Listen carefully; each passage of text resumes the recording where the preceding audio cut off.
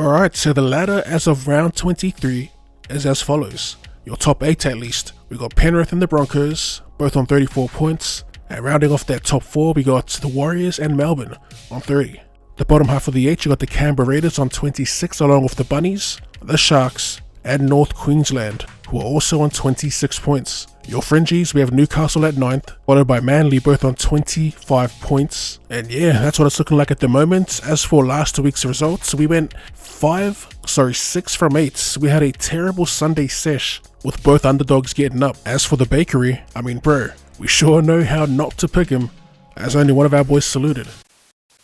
Alright, so for the first game of the week, we got an interesting one here. We got the Sydney Roosters taking on the Mandurah Seagulls, this being played at the Sydney Cricket Ground. In terms of ins and outs, for the Chooks, Egan Butcher's out due to concussion, so Siwa Wong will be playing on the left edge. They're also bringing in Drew Hutchison for Jake Turpin, who has been dropped it looks like, after he got next to no minutes last week. It'll be interesting to see what the game plan is there. And for Manly, they'll be without Sean Kepi and Christian Tuipolotu. So Burbo makes his return, he's back in the 14 on the bench. And let's see here, Raymond Duaimalo Vainga will be replacing Tuipolotu on the wing. As for my pick in this, not a confident one, but I will be taking the Chooks at home. Looking at previous meetings and all that, they did play earlier in the season and they ended up losing that one at 4 Pines Park. They've had a pretty underwhelming season there, especially with the talent they have on paper. I don't think anyone saw them being this static for this long in this season. I was expecting them to start slow, but thought they'd kind of kick on or find their flow at least like halfway through the season. They've kind of lost their identity, lost their mojo if you will,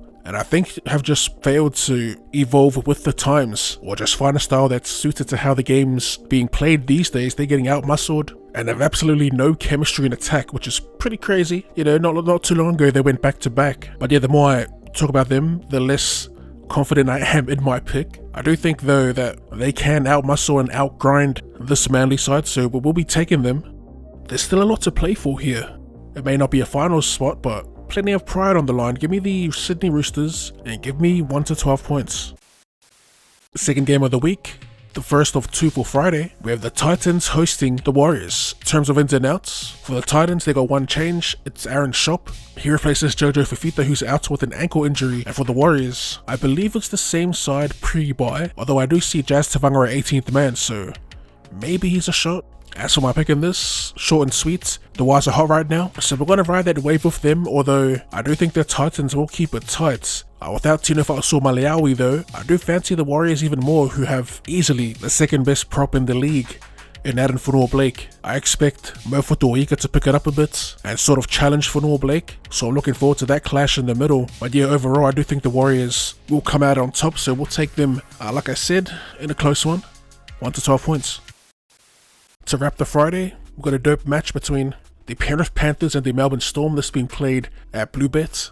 Their changes, let's see. They've got an intriguing change to their centres, so they will be without Tyrone Peachey, who's been suspended, and they've got Zach Hosking named. That's looking like the only change for the Storm. They welcome back Nelson Asofa-Solomona. They've got him named on the edge, with Eisenhuth dropping to the bench, although they still have Gato on the bench, so they could make a late switch on that. Gato for Big Nelson to come off and play through the middle. As for my pick in this, I mean, I'm going to be tipping the Panthers for the rest of the season, the regular season that is. As I've been saying for most of the season, they're grinding teams out, so they're tackling teams into submission. I could kind of see the same thing happening here against the Storm not too long ago. That's low-key how it played out, where the Storm had a pretty decent, I'd say first half, or first 20-30 minutes. But the Panthers stuck to their process, slowly grinded them out and ultimately ran away with it in the end. I'm backing them again. Not too sure about them running away with it like they did the first time, so we'll take them in another close one, 1 to 12 points. And to kick off Saturday, we have an absolute banger between the North Queensland Cowboys and the Brisbane Broncos, this being played out at Queensland Country Bank Stadium. In terms of ins and outs, starting with the Cowboys, now Holmes has been suspended for 4 weeks. Looking at the team list, there is no Kyle Laybutt in reserves, but they do have Kyle Felt. That's Zach Laybutt, sorry. But yeah, we could find Kyle Felt back onto the wing, maybe Vela may push into centres, something to look forward to there, or they could just bring in Zach Laybutt. They also have Naaman Luki back, with Kulikefu Finefiubiaki dropping out of the squad. For the Bronx, Arthur's back on the wing, and also Brendan Piakura's back on that right edge, pushing Paddy Carrigan back to lock, and Xavier Willison to the extended bench. As for my pick, I will be back in the away side, the Brisbane Broncos, But yeah, not much else to say. I'm back in the Broncos purely off the back of their forward pack, their physicality, Payne Haas and Paddy Carrigan in particular, and of course Reece Walsh at the back. We'll go Broncos and we'll go 13+. In the second game for Saturday, we have the Redcliffe Dolphins versus the Newcastle Knights. This will be a home game for the Dolphins, but the game is being played at Optus Stadium out in Perth. In terms of changes now for the Finns, Cody Nikodima will be jumping into the centres for Ewan Aitken, who will be out with a knee injury. Also, Milford will be starting at 6 after that mad stint he had coming off the bench last week where he almost single-handedly turned the game around for them. For Newey, it's the same side, no changes from last week, and that's for my picks. I've been on and off the Dolphins throughout the season, but as of late I've been riding the Knights and their little 4-game win streak they've put together. Now they have played before, and the Finns ended up beating them, but that was a totally different side. For one, they didn't have KP, and lately he's been at the forefront of this little win streak they've had since returning to fullback. Not much on this game.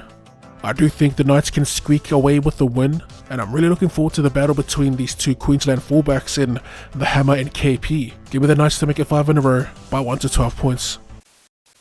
And to wrap up the action for Saturday, it's a Perth double header. We have the Bunnies versus the Sharks, and again, the Bunnies home game is taken on the road. In terms of ins and outs, starting with the Bunnies, they have 2 changes to their starting side. They welcome back Tom Burgess, and they welcome back Michael Cheekam to the left edge.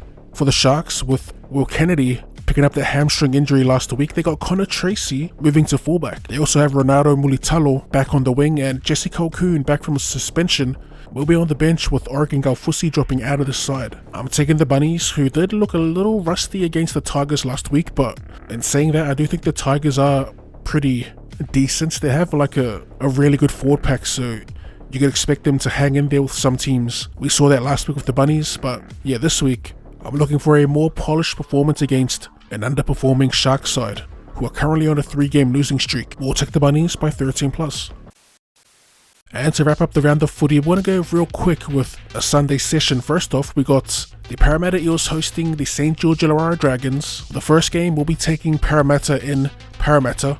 That's the go-to whenever Para at home these days. And against the lesser side and the Dragons, who are coming off an upset win last week, I'm going to actually back a close one. Actually no, looking at this team list, Dylan Brown makes his return, so that's got me thinking a little more. Although it looks like Brendan Hand has been dropped, and new recruits Joey Lussick jumps straight into the 9 jersey. We'll stick with our pick and we'll back Dylan Brown to go crazy this game and make up for lost time. We'll take Para by 1 to 12.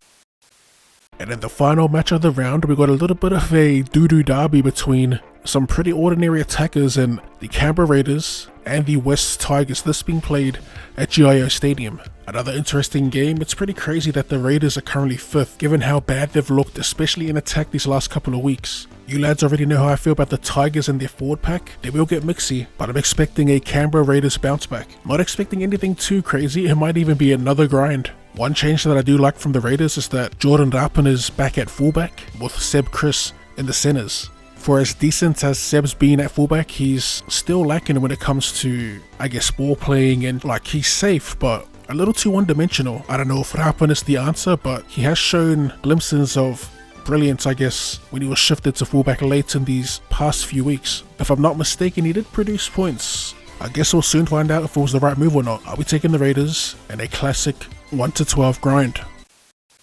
So to wrap things up here, once again, our picks, we got the Roosters 1 to 12, the Warriors 1 to 12, the Panthers 1 to 12, Broncos 13+, the Knights 1 to 12, the Bunnies 13+, the Eels 1 to 12, and the Raiders 1 to 12. As per, there'll be a list of Oddskis Bakery, aka our try scorers. I'm trying to pick one from each game. It's way harder to pick or predict when it comes to try scorers of this year compared to last.